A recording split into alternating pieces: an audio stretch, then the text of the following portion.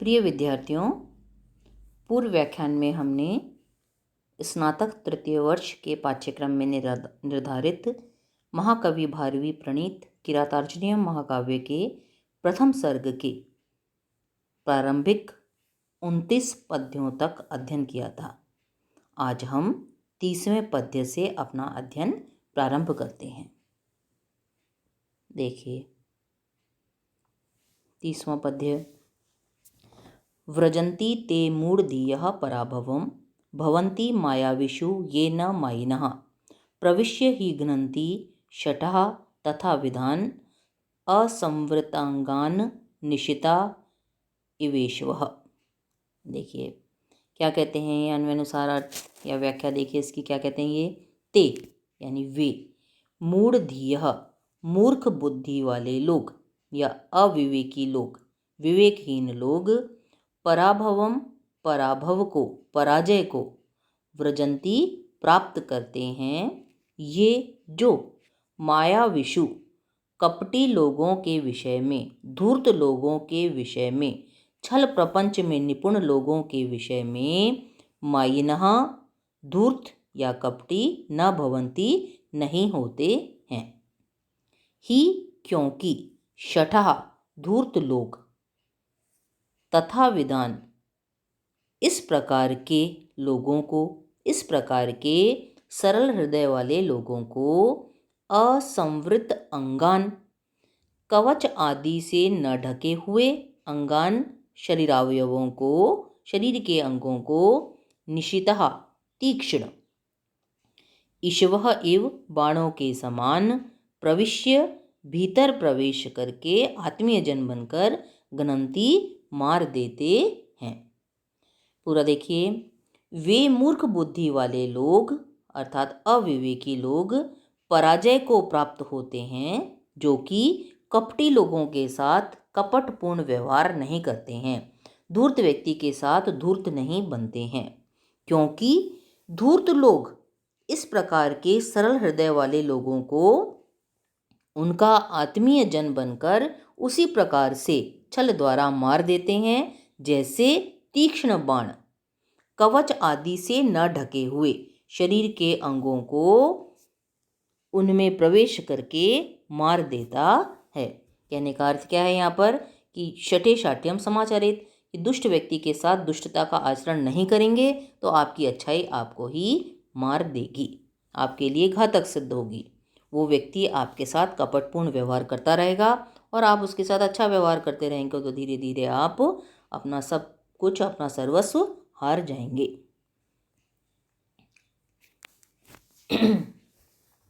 Clear है कि वे मूर्ख व्यक्ति पराभव को प्राप्त होते हैं, पराजय को प्राप्त करते हैं, जो धूर्तों के प्रति धूर्तता का व्यवहार नहीं करते हैं।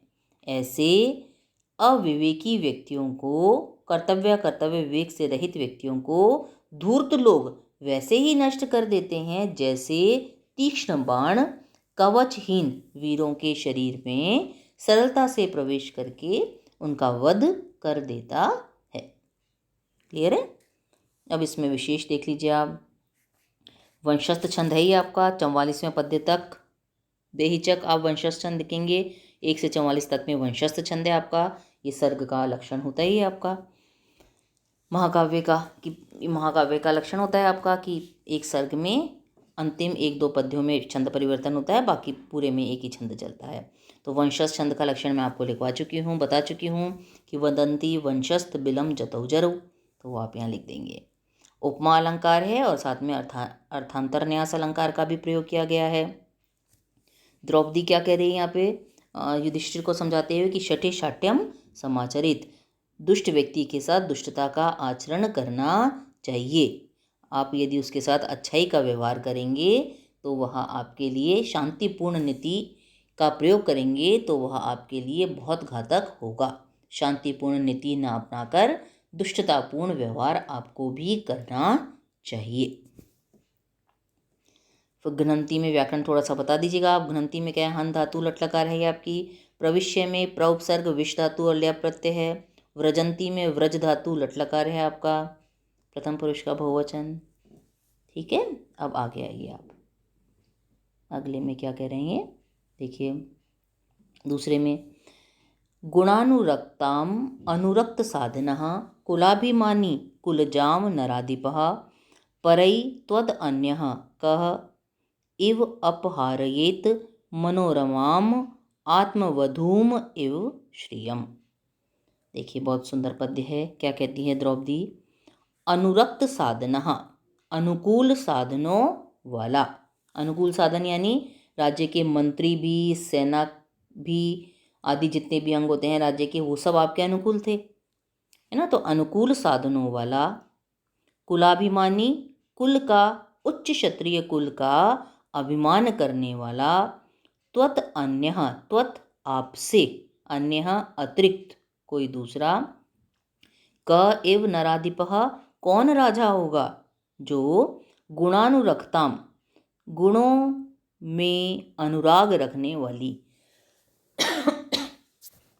स्वामी के सद्गुणों में अनुरक्त, कुलजाम उच्च कुल में उत्पन्न, मनोरमाम मन को प्रिय लगने वाली, मन को आह्लादित कर देने वाली, आत्मवधूम एव अपनी पत्नी सदृश, श्रियम राज्य लक्ष्मी को, परई दूसरों के द्वारा, शत्रुओं के द्वारा, अपहारयेत हरण करवा देगा, है ना। तो क्या कहते हैं? अनुकूल साधनों वाला, राज्य के समस्त अंग जैसे मंत्री, सेना, प्रजा आदि जो आपके अनुकूल थे, है ना। अनुकूल साधनों वाला, अपने उच्च कुरुकुल का अभिमान रखने वाला, आपसे भिन्न दूसरा कौन राजा होगा, जो स्वामी के सद्गुणों में अनुरक्त, उच्च कुल में उत्पन्न और मन को आह्लादित करने वाली अपनी पत्नी सदृश राजलक्ष्मी को शत्रुओं के द्वारा हरण करवा देगा। कहना क्या चाहते हैं यहाँ पर कि राज्य के सभी 7 अंग जिसके अनुकूल हों, अपने महान कुरुवंश का अभिमान रखने वाला हो, जो ऐसा आपके सिवा कौन सा राजा होगा जो स्वामी के दया, दाक्षिण्य आदि गुणों में प्रेम रखने वाली, कुल परंपरा से प्राप्त या उच्च कुल में उत्पन्न, मन को आह्लादित कर देने वाली अपनी पत्नी सदृशा राज्य लक्ष्मी को शत्रुओं को स्वयं सौंप देगा। आपने जुए में अपने हाथ से सौंप दिया था, वही कह रहे हैं यहाँ पर। अब देखिए इसमें वंशस्थ छंद का प्रयोग है, लक्षण आप लिख देंगे। पूर्ण उपमा अलंकार है यहाँ पर। व्याकरण थोड़ा सा दे दीजिएगा कि अपहारियत में क्या है, अप उपसर्ग है, री धातु है, णिच प्रत्यय बीच में, यह आ रहा है ना आपका। लिंग लकार है, विधिलिंग, प्रथम पुरुष एक वचन है, और द्रौपदी का उपलम्ब है युधिष्ठिर को यहाँ पर। क्लियर है? अब अगले पर आइए, क्या कहते हैं देखिए, भवंतम एतर्हि मनस्वी गर्हिते विवर्तमानम नरदेव वर्तमनि कथम न मन्युः ज्वलयति उदीरितः शमितरुं शुष्कम इव अग्निः उच्छिकः।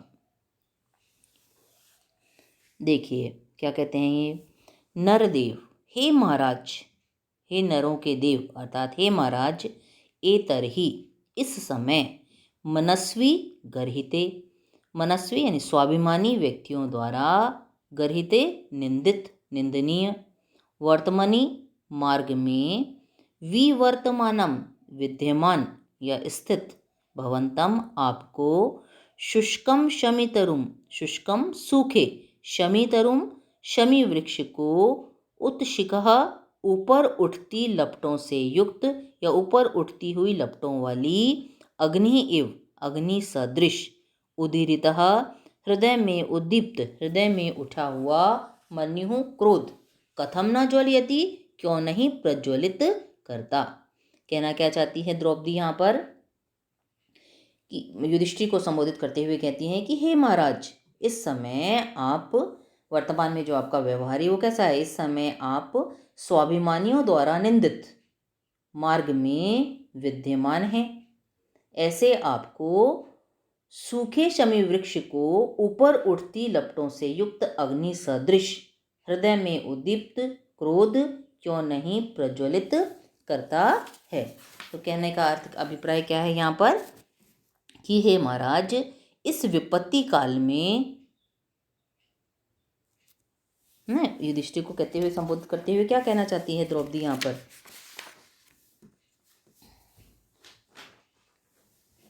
देखिए आप इसको, इसमें शमी वृक्ष कैसा है? सूखा हुआ।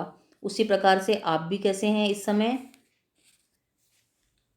राज्यहीन हैं आप, बिल्कुल बुरी स्थिति में हैं। जैसे शमी वृक्ष सूख गया तो कैसा है वो, अब किसी काम का नहीं बचा। उसी प्रकार से आप भी बहुत खराब स्थिति में हैं इस समय कि हे महाराज, इस विपत्ति काल में स्वाभिमानी राजाओं के द्वारा निंदित मार्ग में विद्यमान रहते हुए, अर्थात शत्रु द्वारा की गई दुर्दशा को भोगते हुए आपको हृदय में प्रज्वलित क्रोध की अग्नि, रोष की अग्नि क्यों नहीं प्रदीप्त करती है, क्यों नहीं उद्दीप्त करती है?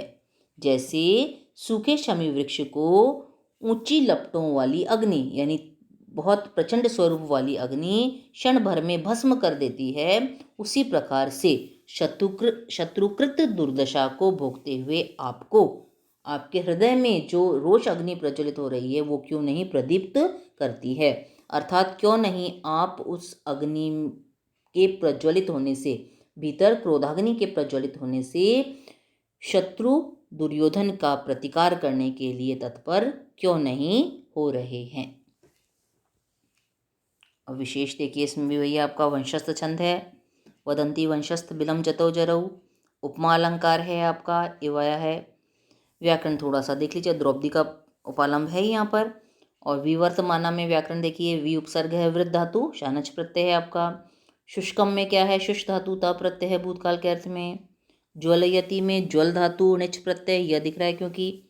और लट लकार प्रथम पुरुष एक वचन। अब इसको आप पढ़िएगा और जो आपको गृह कार्य दिया जाएगा उसको करके रखिएगा। कल हम इसी को आगे बढ़ाएंगे।